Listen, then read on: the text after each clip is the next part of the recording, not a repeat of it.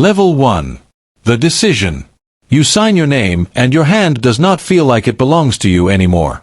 The pen is heavier than a pen should be. 12 pages. 47 initials. One signature that just moved $340,000 out of your life and into a building you have walked past for 6 years without ever really seeing it. You bought a bank.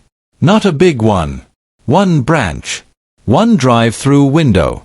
A vault that smells like a basement even though it is above ground. The seller was 71 and tired and wanted out. You were 34 and hungry and wanted in. Community banks change hands like this more than people think. Quietly. At kitchen tables.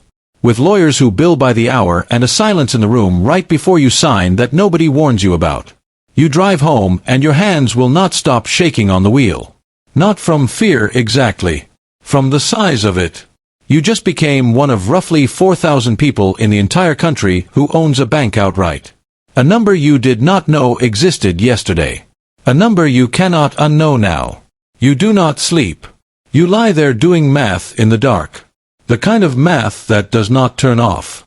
Payroll for 14 employees. A loan portfolio you inherited and did not build. Reserve requirements you had to search 3 times before you understood them.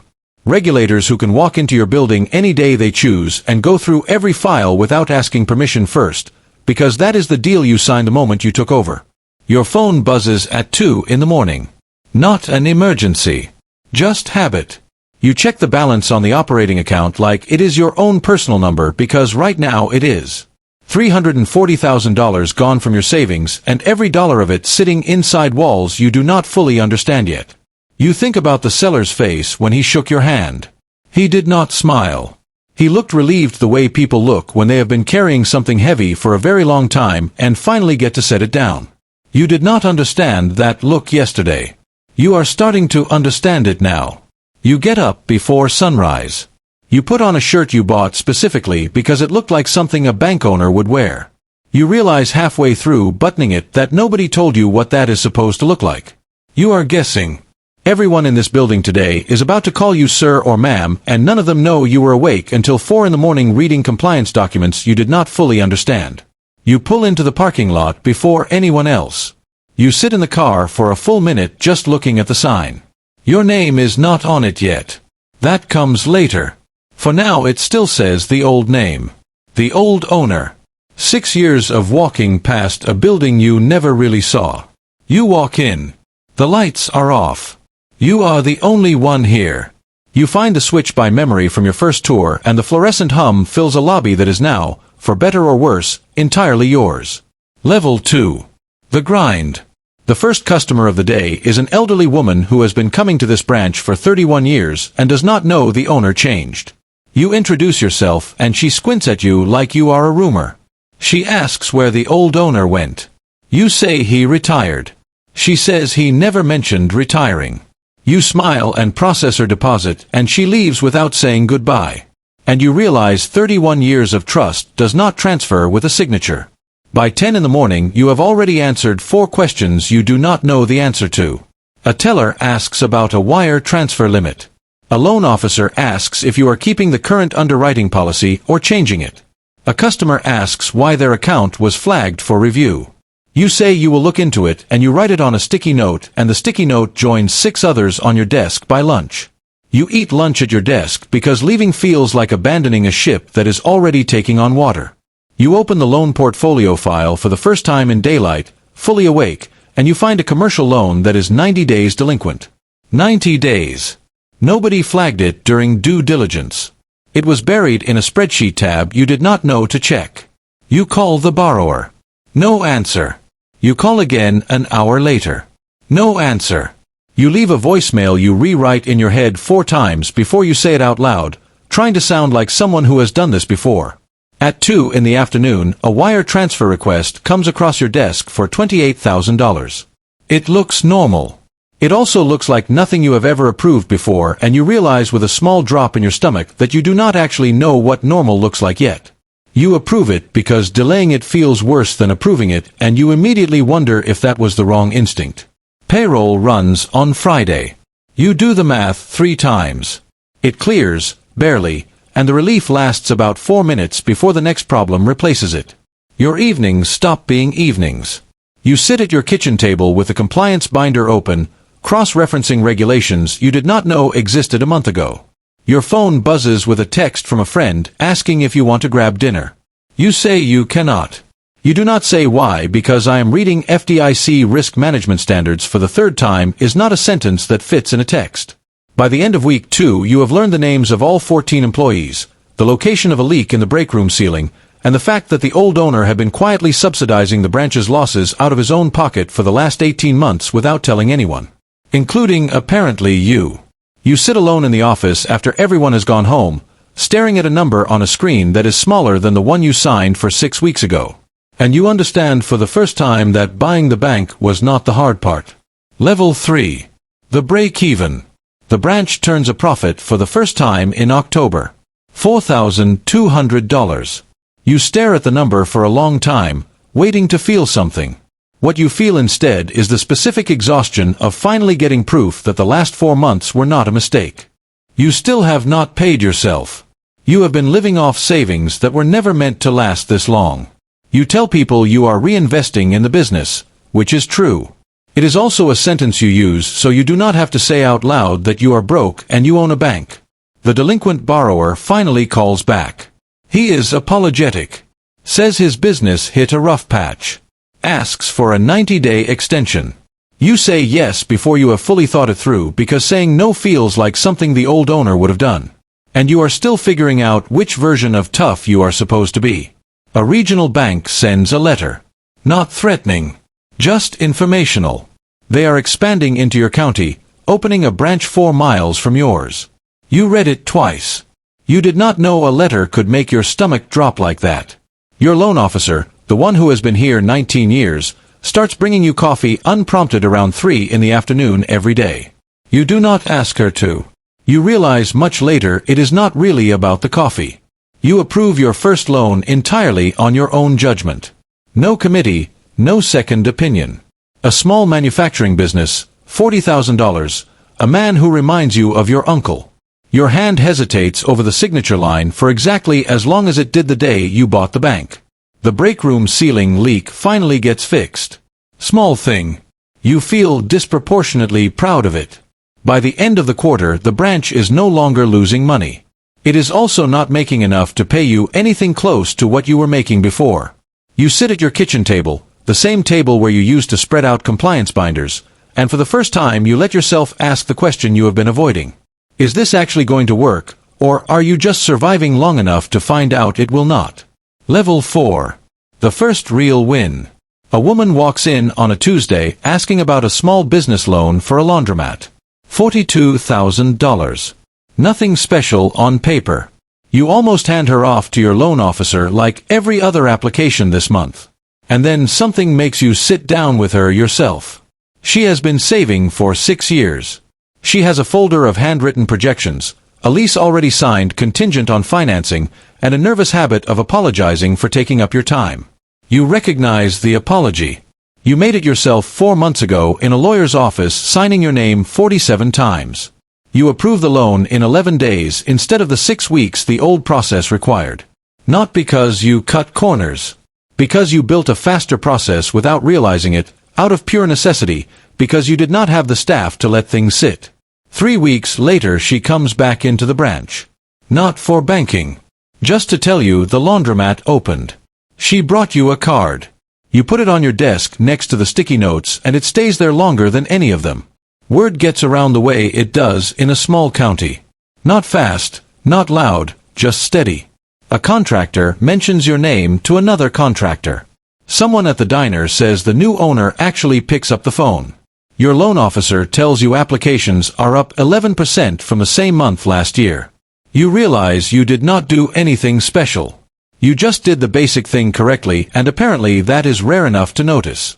The regional bank's new branch opens 4 miles away with a ribbon cutting and a mailer campaign. You brace for customers to leave. Instead, 2 customers walk in and open accounts specifically because they heard you are easier to reach than the corporate branch. You raise your own salary for the first time since you bought the place. Not much. Enough to stop living entirely off savings. You feel guilty writing the number, and then you remember you are the one who has been unpaid for 5 months.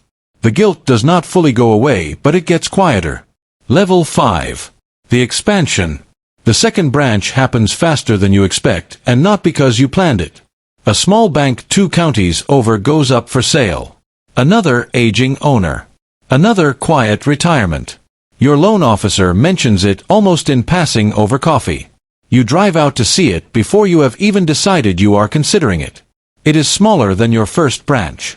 Older building, fewer accounts, a parking lot with a crack running clean across the middle. You walk through it alone with a listing agent and you catch yourself doing the math out loud. The same math you did in a car 11 months ago, except this time your hands do not shake. You use the first branch's numbers to get financing instead of your own savings. That fact sits strangely with you for a few days. The branch you were terrified of losing is now the thing making the next branch possible. You sign 19 pages this time instead of 47. You still read every one. You hire a branch manager instead of running it yourself, which is its own kind of terrifying. You interview 4 people and pick the one who asks you the most uncomfortable questions, because you have learned by now that people who ask uncomfortable questions early are the ones who do not cause problems later. Payroll doubles. So does the compliance binder. You hire a part-time compliance officer, your first real employee who is not a teller or loan officer. The relief of not doing it all yourself hits you almost like grief, like you are mourning a version of the job that nearly broke you. The second branch struggles the way the first one did. Familiar problems in an unfamiliar building. A flagged account. A wire transfer that looks off. A customer who has been coming for 20 years and does not trust the new name on the sign. You know exactly what to do this time. That surprises you more than the problems themselves. A third opportunity comes up before you are ready. You say not yet. It is the first time you have said no to something instead of yes before you finish thinking. And it feels like a different kind of milestone than the ones you have hit so far. By the end of the year you have 2 branches, 26 employees, and a spreadsheet you check every morning that finally, quietly, shows a number moving in a direction you do not have to brace yourself for. Level 6. The regional player. The offer comes by certified mail, which is how you know it is serious before you have even opened it. A regional banking group wants to buy both branches. The number is more than triple what you have put in, more than you would make in a decade at either branch's current pace. You read it standing in your kitchen, the same kitchen where you once did payroll math 3 times to make sure it would clear. You do not answer for a week. Not because you are negotiating. Because you genuinely do not know what you want. Your loan officer, the one who has been here 20 years now, asks you directly if you are selling. You tell her you do not know yet. She nods and does not push, but you notice she starts double-checking things she used to just hand you, like she is bracing for a transition she is not sure is coming. You call the man who sold you your first branch. You ask him if he regrets selling. He is quiet for a second and then says he does not regret it, but he thinks about the building more than he expected to. That is not really an answer. It is also the only honest one anyone has given you all month. You counter the regional group's offer. Not higher. Just different. You will keep both branches, but you want their technology infrastructure and back-office support as a partnership instead of a sale. They say full acquisition or nothing. You feel something settle in your chest when you hear that. Something closer to relief than disappointment. You turn them down. Word gets out. A local paper runs a short piece. Owner declines regional buyout. Cites community commitment. You did not say it exactly like that, but you do not correct it either because it is not wrong. Deposits tick up slightly the week the article runs. The regional group opens a 3rd branch in the county anyway, a mile from your second location. You brace for it the way you braced for the first one. This time the bracing lasts about a day instead of a week because you already know what happens next. You keep doing the basic thing correctly and enough people keep noticing. By the end of the year you employ 41 people across 2 branches, and for the first time since you signed those 12 pages, someone else wanted what you built badly enough to write you a number with 3 commas in it. You said no. You are still deciding what that says about you. Level 7. The $25 million empire. The bank now has 6 branches. You stopped counting employees individually a while ago. The number lives in a spreadsheet, not in your head. And that shift happened so gradually you cannot point to the day it occurred. Total assets crossed $25 million on a Tuesday afternoon, flagged by a routine report your CFO sends without comment because to her it is just a number in a column, not a milestone. You notice you did not feel anything when you saw it. You go back and reread the number twice, waiting for the version of yourself from that first sleepless night to show up and feel something on your behalf. He does not. You have become someone who reads 8-figure totals the way you used to read a grocery receipt. A regional group calls again. Different people this time, higher number, no letter this time, just a direct call from someone who says your name like they have said it in a meeting before today. You take the call standing in the same kitchen. You say you will think about it. And for the first time that sentence is not a stall tactic. It is just true. You walk into the first branch, the original one, the one with the parking lot crack that finally got repaved 2 years ago. A teller who was not even hired by you, hired by your first branch manager's replacement, says good morning without knowing you are the reason any of this exists.